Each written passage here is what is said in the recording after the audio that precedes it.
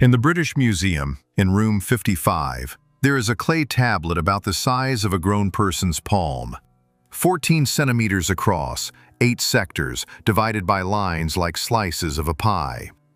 In each sector, cuneiform writing and crude drawings of stars.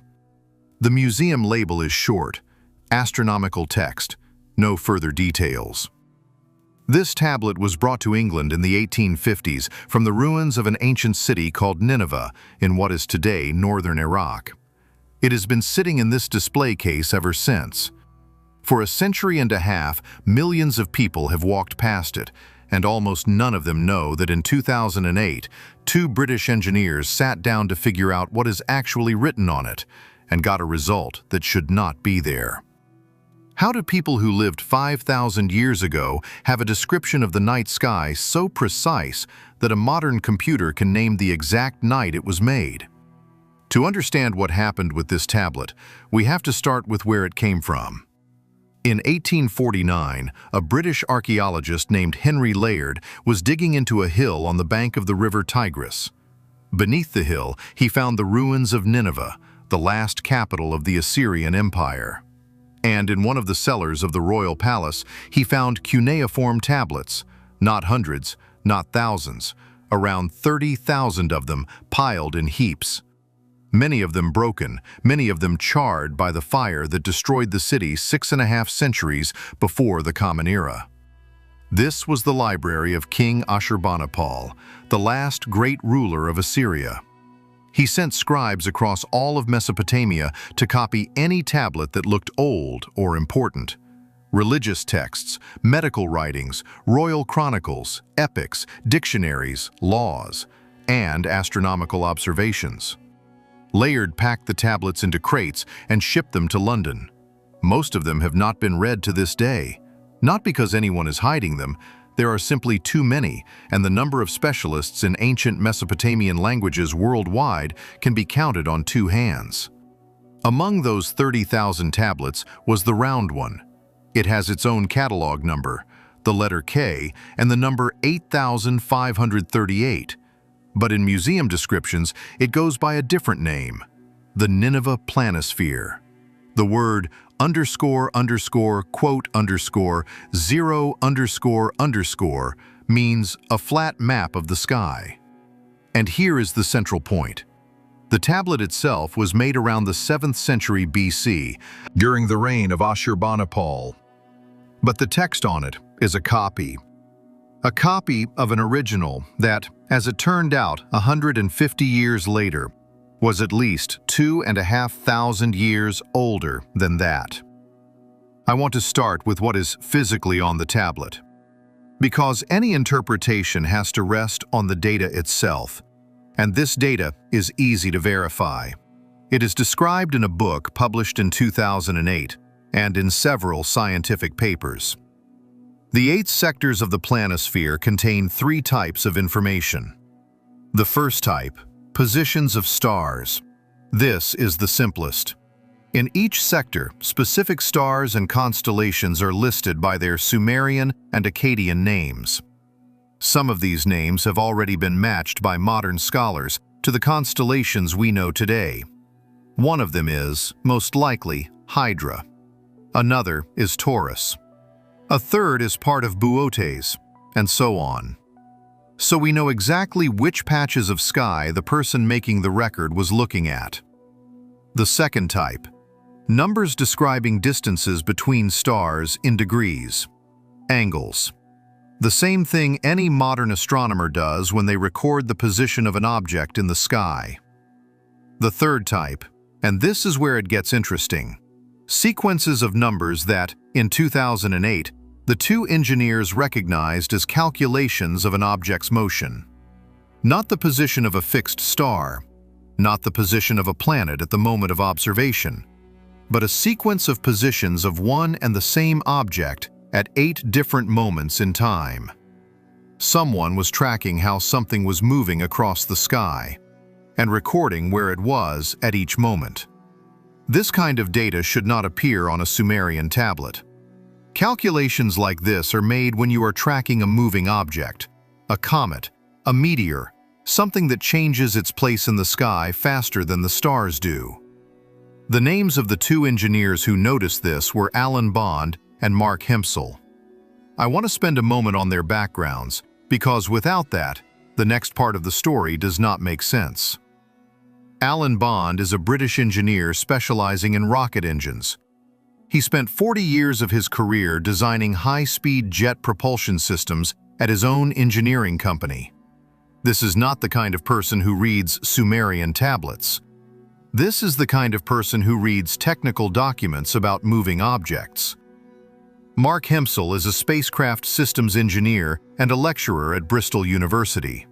He has worked on European Space Agency projects. So we have two very specific resumes. Two people who professionally calculate the movement of objects through space and atmosphere, looking at a tablet with calculations of an object's motion and recognizing what they recognize every working day. When they first got access to photographs of the tablet in the early 2000s, they did something no archaeologist had done in the 150 years before them. They entered the star positions from the tablet into a standard planetarium program. This is software that astronomers around the world use. The program is called Stellarium. It is free. Anyone with a laptop can do the same thing in one evening. The program can calculate the position of stars for any date in the past or the future. You enter a place and a date. It shows you what the sky looked like that night. Bond and Hempsel did the reverse. They entered the observed configuration of stars and asked the program to find what night it matched. The program returned a date, June 29th, 3123 BC, shortly before sunrise. Not quote 1, not quote 2. A specific night, a specific year, a specific hour.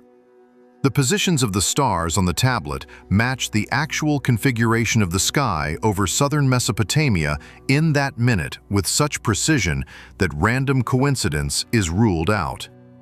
In 2008, Bond and Hempsel published their findings in a book.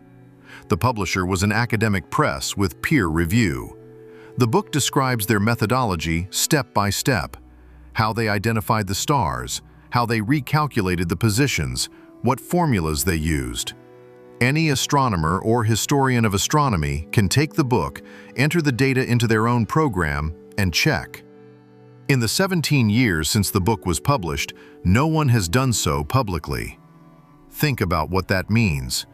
If the astronomical data on the tablet really does correspond to the night of June 29th, 3123 BC, then the text copied onto the tablet in the 7th century BC goes back to an observation made 2,400 years before the clay you see in room 55 was even mixed. 2,400 years. That is more than the distance between us and Julius Caesar. More than the distance between us and the Parthenon. This is an era in which, according to standard chronology, the people of southern Mesopotamia did not yet have full writing. The earliest primitive cuneiform signs appear later. The oldest Sumerian records on clay from the city of Uruk date to roughly 3200 BC, which means the observation described on the tablet was made before the observer had anything to record it with. And yet, it was recorded, passed on, copied 1,000 years later, copied again and again, preserved in an archive that was last added to in the 7th century BC. It survived the fire that destroyed Nineveh. It lay in the ground for 2,500 years. It was dug up by a British archaeologist, shipped to London, labeled quote 3, placed in a display case, and 50 subsequent generations of visitors walked past it without knowing what they were looking at. This is not a dating error. This is not methodological hand-waving. This is a specific number returned by a specific program when specific data was entered into it. If that number is wrong, it can be shown. The calculation can be reproduced. The error can be found. a rebuttal can be published. That has not been done. And here I want to pause and speak to you directly. If any of you have been to the British Museum, write to me in the comments. If you have stood in front of this case, do you remember what the label says? How many lines of text? Is the name Bond or Himpsal mentioned? Is the date of 3123 BC mentioned? I get comments from people who travel to London specifically to stand in front of this tablet, and they all describe the same thing: a tiny label, generic words, no reference to the 2008 work. If your experience has been different, I would like to hear about it. And one more thing.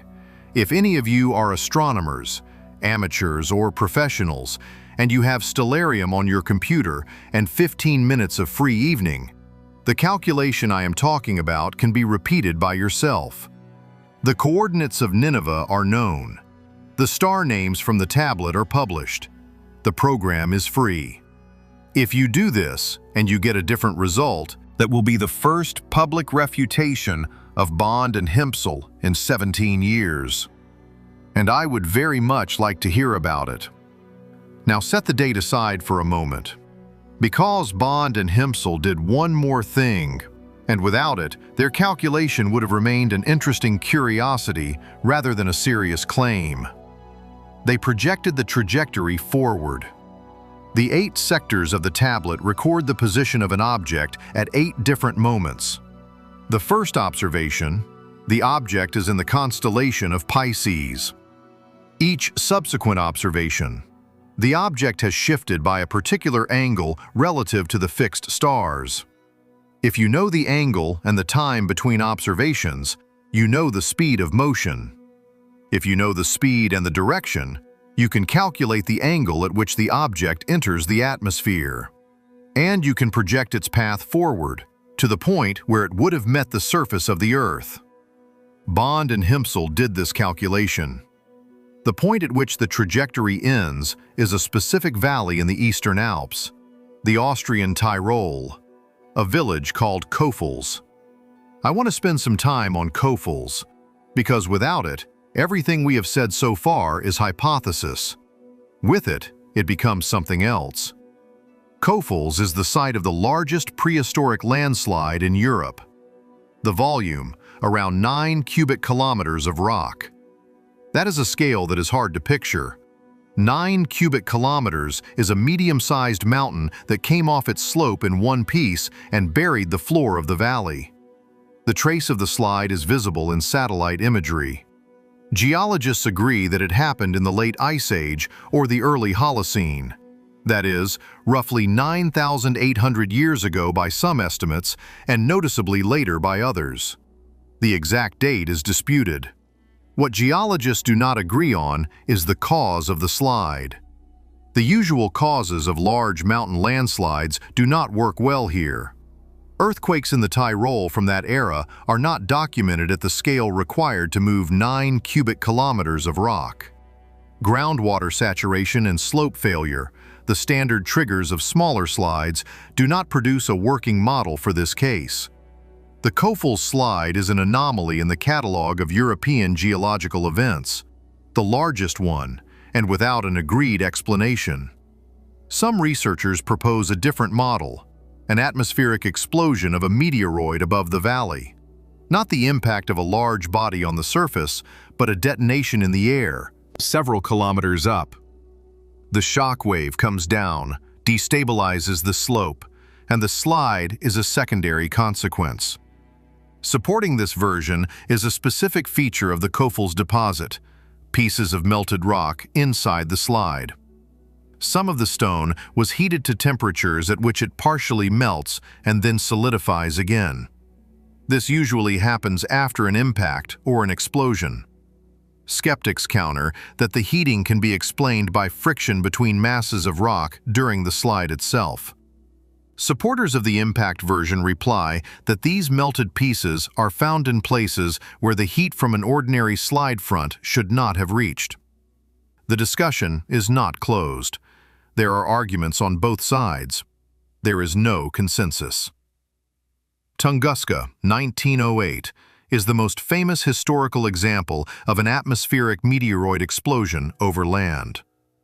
On June 30, 1908, in the sky above the Siberian taiga near the river Podkamennaya Tunguska, an explosion took place with an energy equivalent to 10 or 15 megatons of TNT. No crater formed, because the object disintegrated in the atmosphere at an altitude of 5 to 10 kilometers. But the shock wave flattened the forest over an area of approximately 2,150 square kilometers. If the same object had reached the surface at a shallow angle, it could have left a trace unlike a normal impact crater. But, given enough energy, it could have moved masses of rock on the slopes of the surrounding mountains. So, the precedent exists.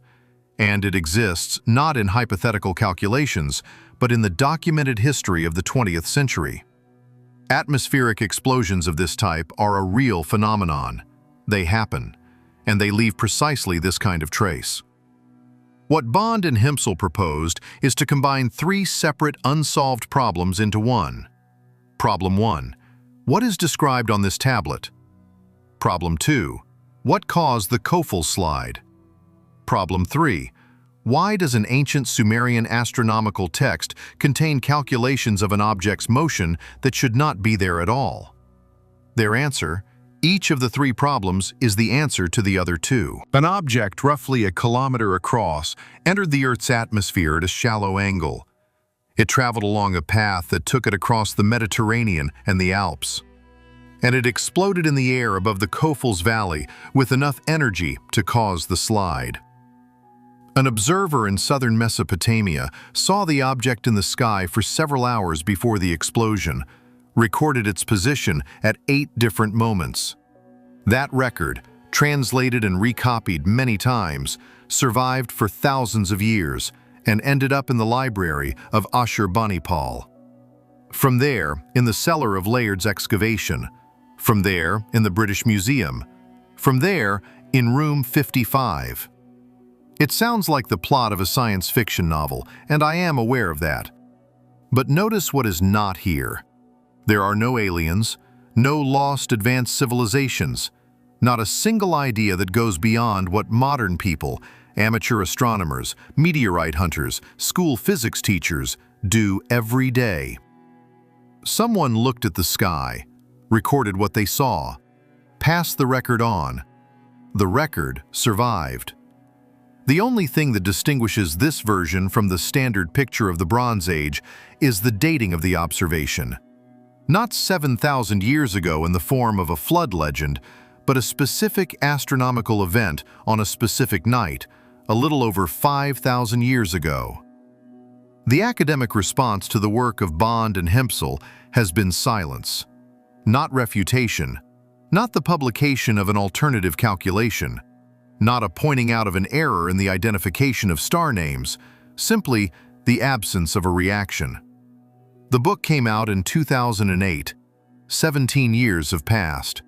In that time, not a single paper in a peer-reviewed journal in Assyriology or the history of astronomy has taken apart the Bond and Hempsel calculations on their merits. The book has been classified as a fringe theory, and on that, the conversation closed. Calling something a fringe theory is easier than refuting it. A refutation requires taking specific numbers, specific star positions, specific software, and showing exactly where the methodology fails. Calling a theory fringe takes one word. This is not the only Sumerian or Akkadian astronomical tablet that raises questions of this kind.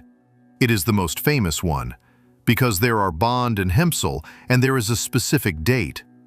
But in the library of Ashurbanipal and in other Mesopotamian collections, there are other texts as well. A series of tablets known as Mul Apin is an astronomical handbook of around 1,000 lines, a catalog of 66 stars and constellations, calculations of the rising and setting of planets, methods for predicting eclipses.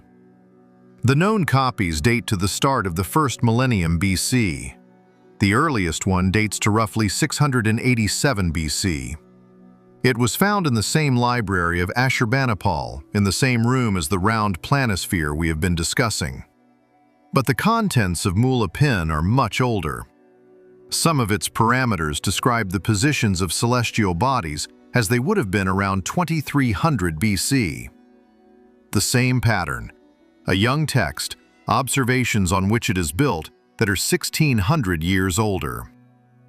Another example is what is known as the Venus tablet, a catalogue of observations of the planet Venus over 21 years of the reign of one of the Babylonian kings. This king sat on the throne in the middle of the 17th century BC. The tablet records on which months and days Venus appeared as the morning star and on which as the evening star.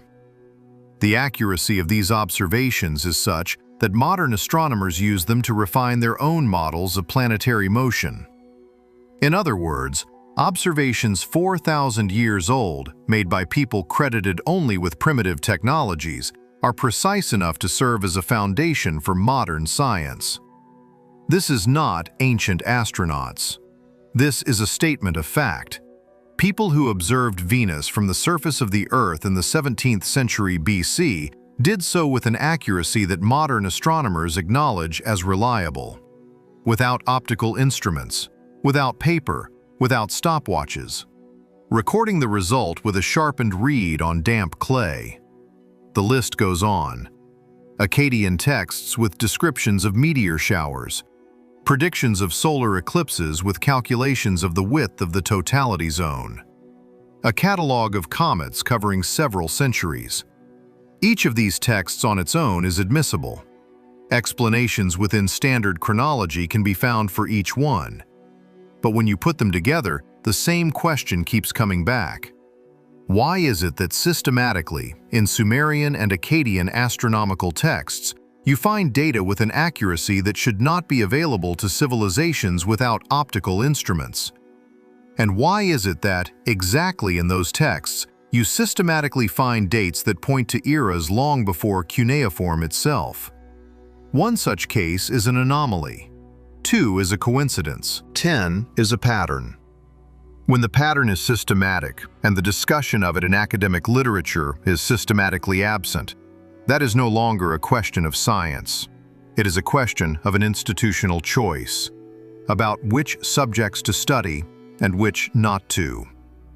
I do not know whether anyone on June 29, 3123 BC, watched a glowing body fly from the eastern sky toward the Alps. I do not know whether it fell on Kofels or exploded above it.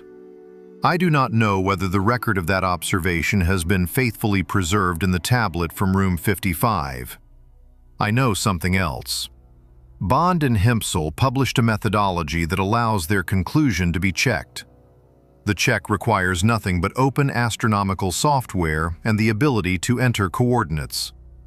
For 17 years, no scientific paper has shown where their methodology fails. The tablet sits in room 55, accessible to any visitor with a ticket to the British Museum. The cause of the largest prehistoric landslide in Europe officially remains unknown.